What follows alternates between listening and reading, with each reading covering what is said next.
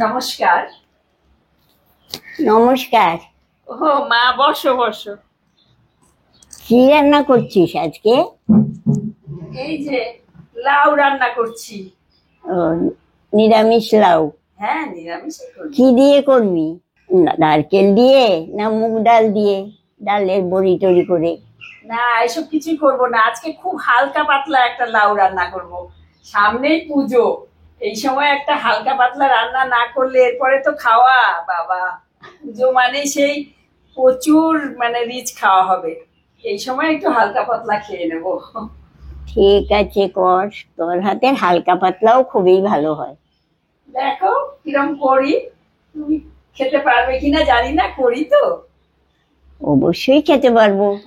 এখানে একটা ছোট লাউ ভালো করে ধুয়ে নিয়ে কুচিয়ে রেখেছি। এখন কড়াতে তেল দিয়ে নিচ্ছি।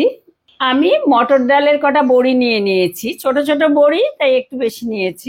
বড়িগুলো দিয়ে দিলাম গরম তেলে, এবার একটু ভেজে নেব। একটু ভালো করে নাড়তে হবে কিন্তু, কারণ এগুলো ছোট বড়ি তো সহজেই পুড়ে যাবে।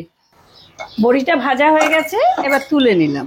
বড়িটা ভেজে নিয়েছি, এখন সেই তেলেই ফোড়নটা দিয়ে দেবো। কি ফোড়ন দিচ্ছিস? ফোড়নে আমি ওই শুকনো লঙ্কা দেবো, তেজপাতা দেবো, আর একটু সর্ষে ফোড়ন দেবো। শুকনো লঙ্কাটাকে একটু ফাটিয়ে দিলাম, আর দিয়ে দিচ্ছি দুটো ছোট ছোট তেজপাতা। আমি এগুলোকে একটু আগে ভেজে নেব। একটু শুকনো লঙ্কাটা ভাজা হলে না, ওর একটা ভাজার গন্ধ, সেইটা খুব ভালো লাগে। একটু সর্ষে দিয়ে দিচ্ছি, এখানে আধা চা চামচের মতো সর্ষে আছে। ফোড়নটা একটু ভাজা ভাজা করে নেব। ফোড়নটা ভাজা ভাজা হয়ে গেছে, এবার আমি কুচিয়ে রাখা লাউটা দিয়ে দেবো। দিয়ে দেবো লবণ। এই রান্নাটায় কিন্তু আমি হলুদ দেব না। ও মা, তোমার মনে আছে ঠাকুমা লাউ কাটলে কিভাবে কাটতো? হ্যাঁ, খুব বড় বড় করে টুকরো করতেন। মা তো খুব শক্ত জিনিস ভালোবাসতেন। এত বয়স হয়েও ওনার সব দাঁতগুলো একদম ঝিকঝিকে ছিল। আর ঠাকুমা বলতো ভিটামিন নষ্ট করবে না কখনো সবজি।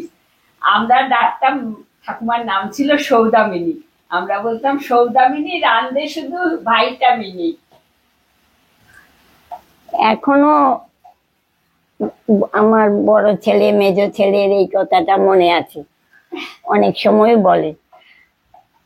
আমরা খুব বলতাম সৌদামিনী রান্ধে শুধু ভাইটামিনি। আর ঠাকুমা লাউয়ের খোসাগুলো বড় বড় টুকরো করে দিয়ে দিত না? হ্যাঁ, তরকারিতে দিয়ে দিতেন। খুব ভালো লাগতো কিন্তু খেতে। আমিও একটা ভিডিও ওইভাবে দেখিয়েছি, ঠাকুমার কথা মনে রেখি। আমি আমার ভিডিওতে ঠাকুমার সবকিছু বলি। ঠাকুমার তো খুব ইচ্ছে ছিল না যে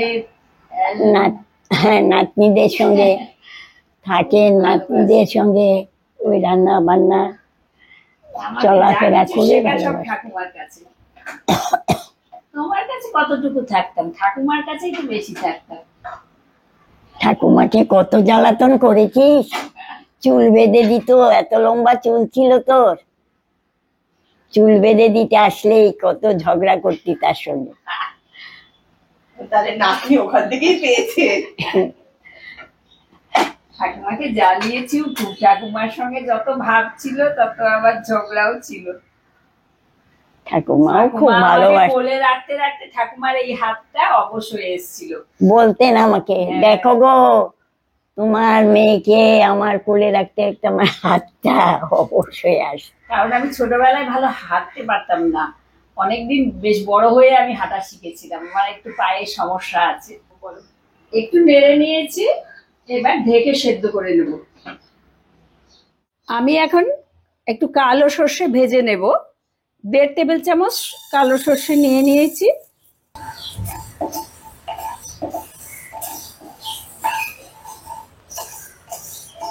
সর্ষেটা শুকনো খোলায় ভাজছি, একটু ফুটফুট করে ফুটে উঠলেই সর্ষেটা ভাজা হয়ে যাবে। দেখুন ফুটতে শুরু করছে। আর ভাজবো না, বেশি ভাজলে আবার কি হবে, তেতো হয়ে যাবে। তেতো করবো না, কিন্তু একটু ভালো করেই ভাজবো। এই যে হয়ে গেছে আমার, বন্ধ করে দিচ্ছি। এবার ঢেলে নেব।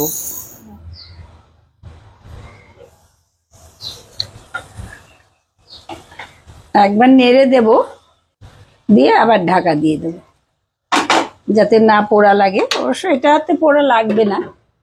ভাজা সর্ষেটা একটু ঠান্ডা হয়ে গেছে, এবার এটাকে আমি গুঁড়ো করে নেব। আপনারা মিক্সি দিয়ে গুঁড়ো করতে পারেন, আমি এভাবেই গুঁড়োটা করি সাধারণত। এই সর্ষে গুঁড়ো করা খুব একটা সমস্যার ব্যাপার না, সেই জন্যে। দেখো মা কেমন করে ঘোরাচ্ছি, জাতা ঘোরাচ্ছি মনে হচ্ছে না? হ্যাঁ, সেই আমাদের বাড়িতে এরকম জাতাকল ছিল। এই ডাল কালাই, যত মুসুরি কালাই, মুগ কালাই, মাস কালাই, সব কিছু, তিল, এই জাতাতেই ঘুরিয়ে ঘুরিয়ে সব ভাঙতো। কি ভালো লাগতো। আমরা না একটু বসে বসে এরকম করে দিতাম, মুট মুট করে দিতাম, আর ঠাকুমা ঘোরাতো। হয়ে গেছে গুঁড়ো করা, দেখুন এই যে এরকম হয়েছে। এরকম করেই গুঁড়ো করে নিতে হবে। দেখি লাউটা কি অবস্থা। সেদ্ধ হয়ে গেছে লাউ। এবার দিয়ে দেব বড়িটা, ভেজে রেখেছিলাম, বড়িটা দিয়ে দিলাম। একটু নেড়ে নেব, বড়িটা দিয়ে একটু কমিয়ে দেব, একদম কমিয়ে দেব। একদম কমিয়ে দিয়ে আমি এর মধ্যে দিয়ে দেব দুধ, দুটো কাঁচা লঙ্কা। আপনাদের বড়ি যদি বড় হয়, সেদ্ধ হতে সময় লাগে, তাহলে বড়িটা আগেই দিয়ে দেবেন লাউ সেদ্ধ হওয়ার সময়। আর আমার বড়িটা না একদম ছোট ছোট, এগুলো একদম সেদ্ধ হতে সময় নেবে না, তাই আমি এখন দিচ্ছি। এখন আমি এই যে সর্ষে গুঁড়ো করে রেখেছিলাম ভেজে, সেইটা দিয়ে দেব। একটু নেড়ে দিচ্ছি। নাড়া দিচ্ছিস তো, আর খুব সুন্দর গন্ধ বেরিয়েছে, ভালোই হবে খেতে। হ্যাঁ, এবার একটু চিনি দিয়ে দেবো, গুঁড়ো চিনি দিলাম আমি। আমি যে মশলাটা গুঁড়ো করেছিলাম আমি সবটা দিইনি, আমি ওখানে 3 চামচ মতো দিয়ে দিয়েছি। আমি এবার একটু ঢাকা দিয়ে রাখবো। অনেক সময় গাছে বড় বড় লাউ হতো, আর সেই লাউয়ের যারা বীজ রাখার জন্য একটা লাউকে তো গুঁড়ো করা হতো, সেই বীজটা যখন বের করতো তখন বেশ এরকম চৌকো করে কেটে আর পচিয়ে বীজটাকে বের করে নিত। আর যে লাউটা থাকতো সেই লাউটা একটা সুন্দর পট হয়ে যেত, মানে কৌটোর মতো, মানে বড়। মা সেটার মধ্যে কত কিছু রাখতো না। হ্যাঁ, সেই তেজপাতা, রান্নাঘরের তেজপাতা রেখে দিত, শুকনো লঙ্কা রেখে দিত, হ্যাঁ, তাহলে রসুন। ওইটার ভেতরে বেশ ভালো মুচমুচে থাকতো। হ্যাঁ, আর ওইটা বেশ সুন্দর ঢাকনাটা দিয়ে লাগিয়ে রাখা যেত। সেটাকে লাউই বলতো, লাউয়ের মধ্যে আছে কোনো জিনিস, খুঁজছে লাউয়ের মধ্যে আছে, মানে ওইরকম লাউটাকেই একটা কৌটো বানিয়ে নিত আর কি। আমাদের যেমন কৌটোয় থাকে, তখন লাউয়ের মধ্যে থাকতো। ছোটবেলায় এরকম দেখেছি, 2-1টা এরকম ঘরে, সবার ঘরেই থাকতো। দেখুন হয়ে গেছে, খুবই সিম্পল রান্না। এটাতে ঘি দিলেও হয়, না দিলেও হয়। আমি 1 চামচ দিচ্ছি, মা আছে, মা একটু স্বাদের, অল্প তরকারি হলেও একটু স্বাদ হবে তরকারিতে, সেটা পছন্দ করে, তাই জন্য দিচ্ছি। এটা না দিলেও হবে। ব্যাস, আমার রান্না কমপ্লিট। মা অনেকক্ষণ বসে আছে দেখে বললাম যাও গিয়ে বিশ্রাম নাও। আপনাদের দেখিয়ে দিই কেমন হলো। এই কাশন পোড়া লাউ ঘন্ট খেতে কিন্তু ভীষণ ভালো হয়। কোনোদিন যদি খেয়ে না থাকেন তাহলে অবশ্যই বাড়িতে বানিয়ে খেয়ে দেখুন। খেতেও সুস্বাদু হবে, কিন্তু খুব রিচও হবে না। রেসিপিটা কেমন লাগলো আমাকে কমেন্ট করে অবশ্যই জানাবেন।